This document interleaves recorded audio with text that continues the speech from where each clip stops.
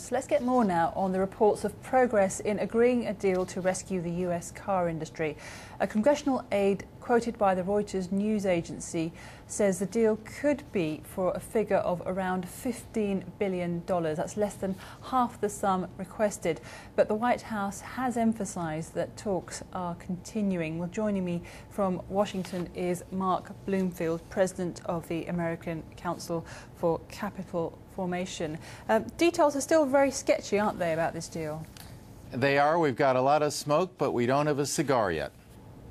Yes, because if these reports are confirmed of a $15 billion bailout, it would be less than half of what the car makers wanted. Will that be enough? I think the way to really look at this is look at the politics and look at the economics. The politics are very critical because we're in between two transitions. And I think basically the new administration has put together a compromise with the Bush administration. The Bush administration does not want to release funds if these funds are only going to be used to produce green cars, environmentally pure cars.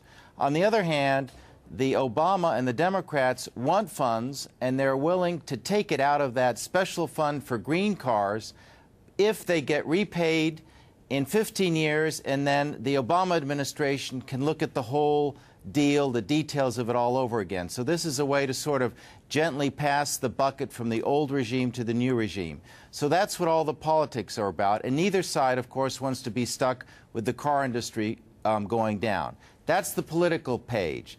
The economic page is we don't have the details of the project, of the proposal, and we really don't know what's involved, and quite frankly, nobody knows if this will save the car industry.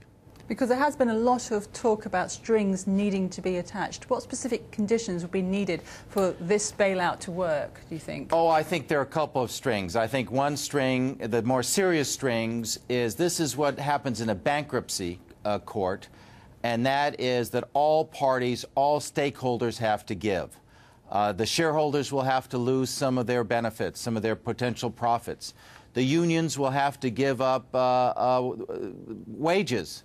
Right now, let me give you a rough number. A worker who works for a foreign automobile company earns, let's say, $75 an hour.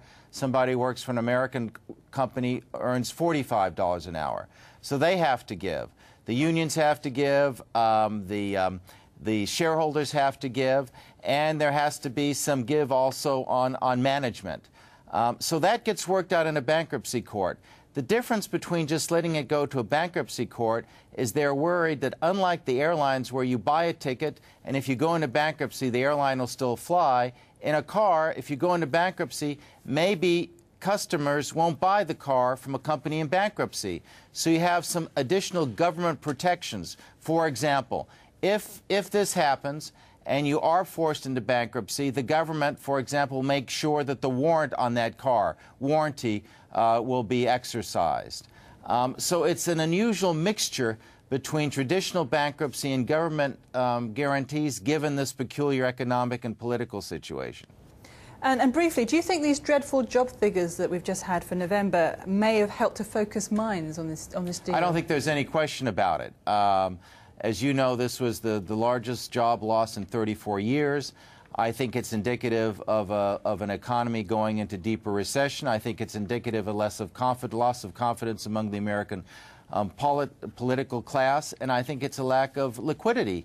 If we had liquidity, people would buy cars. So it's just illustrative of the general economic malaise we're in. Mark Bloomfield, thank you very much for talking to BBC News.